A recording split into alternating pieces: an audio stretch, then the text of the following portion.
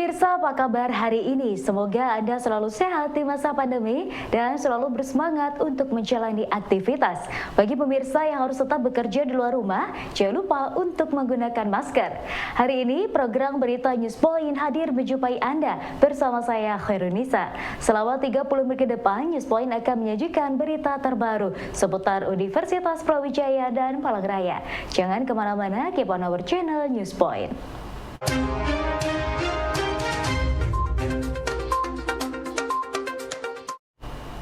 Pasca pelatihan oleh tim MBKM Semeru UB, keripik Silka yang diproduksi oleh BUMDes Sidomulyo Lumajang banjir pesanan keripik salak untuk kue lebaran. Hal ini diakui oleh Ketua BUMDes Sidomulyo, Jayus Haryono. Pihaknya mengaku pasca pelatihan, pihaknya belum siap menerima order dalam jumlah yang besar. Setelah pelatihan dari UB selama 4 hari itu, kita kan menggerakkan ibu-ibu PKK. Setelah itu karena antusias masyarakat, sebenarnya kita sendiri itu kan belum siap untuk menerima job-job pemesanan keripik keripik salak. Berhubung masyarakat itu sangat antusias untuk membutuhkan kue untuk hari raya, ya kita setengahnya dipaksa. Dan anak-anak UB itu setelah istilahnya melatih dari ibu-ibu PKK, jadi ibu PKK itu berusaha semaksimal mungkin untuk bisa memproduksi itu, Pak. Akhirnya sampai saat ini pemesanan malah lebih banyak, juga dari ibu-ibu atau masyarakat itu juga banyak yang kepingin belajar membuat keripik salak. Bisnis merupakan proses yang panjang dengan beragam dinamikanya. Untuk itu, sebuah bisnis memerlukan fondasi dan konsep yang jelas agar pelaku usaha dapat menaiki anak tangga bisnis dengan benar. Demikian diungkapkan alumni UB Yoga Pranata Atmaja dalam materi Diklat Kewirausahaan Nasional 2022 yang diadakan oleh UB bersama Ikatan Alumni UB. Yaitu adalah fondasi bisnis berkah. Apa yang dimaksud dengan fondasi bisnis berkah? Nah, ini kita harus tahu dulu ini kenapa saya kasih materi yang ini untuk sebagai awalan, bahwa dalam berbisnis itu yang diutamakan bukan outputnya ya, bukan hasil, tapi juga bagaimana keberkahan dalam berproses. Jadi kita ketahui teman-teman khususnya yang milenial, ini kan kemarin ada kasus itu yang ramai tentang bisnis trading, terus ngajak untuk afiliasi, untuk berinvestasi di situ, kemudian uangnya habis dan dipakai untuk foya-foya oleh si afiliator, sehingga kepolisian memproses bisnis tersebut. Nah, kita jangan sampai melakukan hal yang seperti itu. Jadi dalam fondasi bisnis berkah kita harus ada pijakan, yaitu apa makna sukses, kemudian angka cukup, konsep rezeki, keberkahan dalam proses.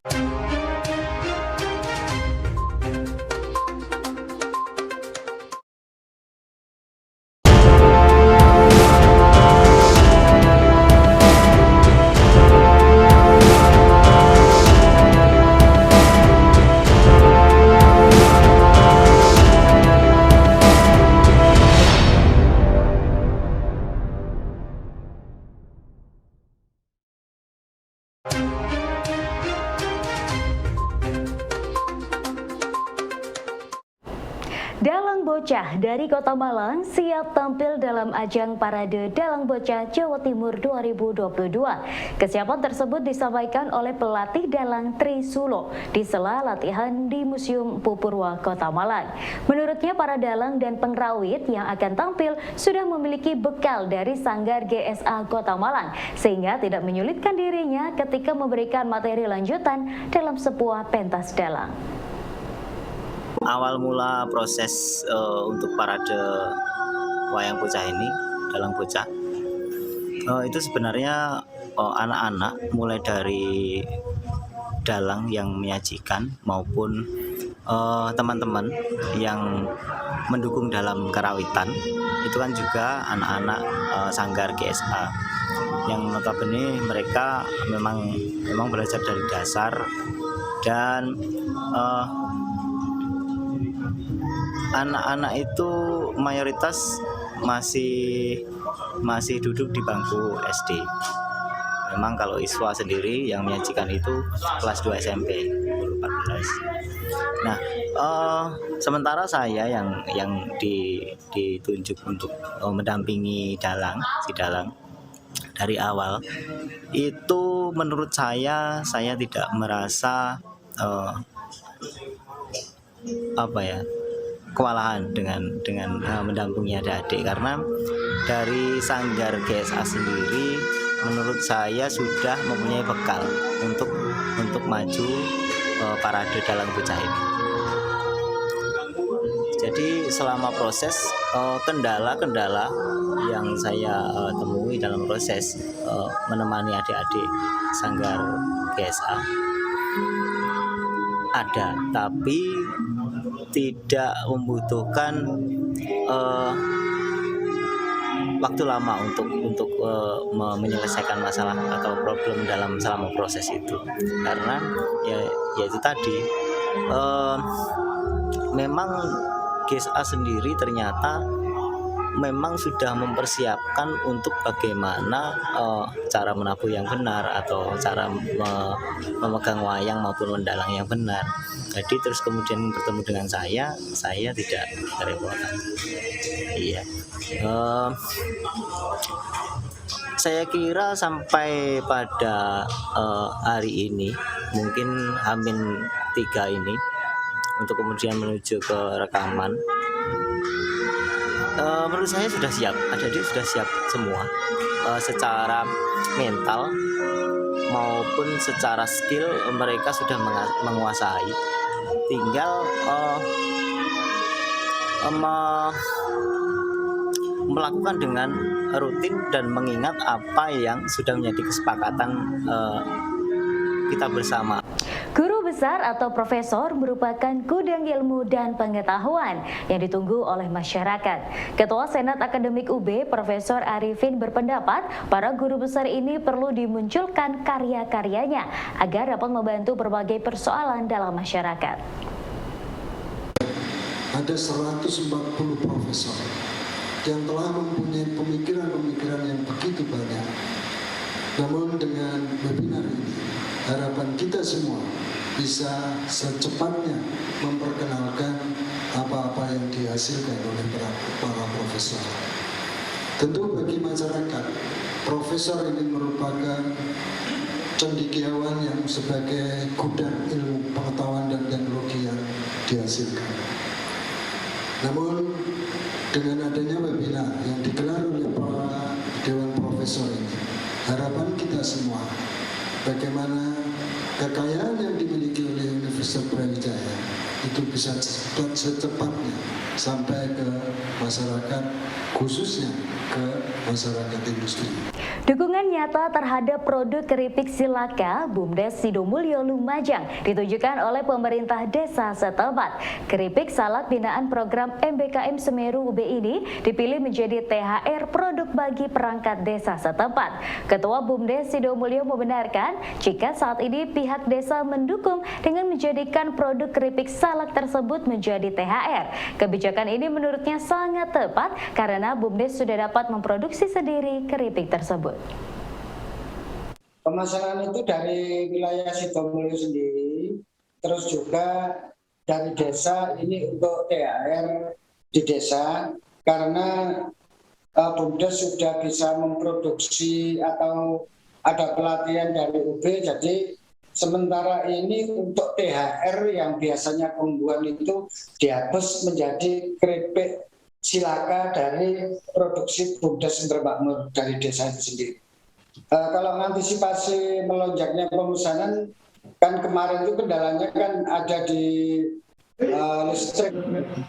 Listriknya ini nanti kalau daya sudah kita tambah karena dayanya register keluar dan nanti kita akan lembur.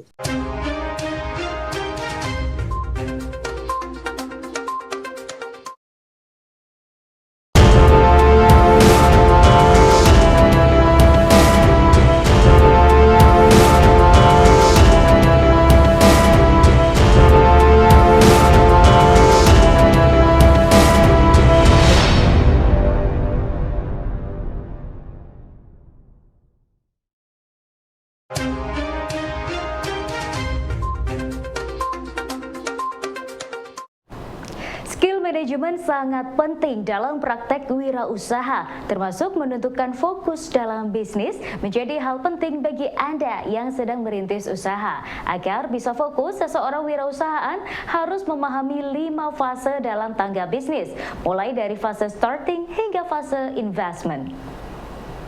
Tadi Mas Tiondani berbisnis untuk frozen food ya. Di situ Iya, ada Pak, frozen food. Produksi, kemudian ada 4 pilar, ada marketing, di situ juga ada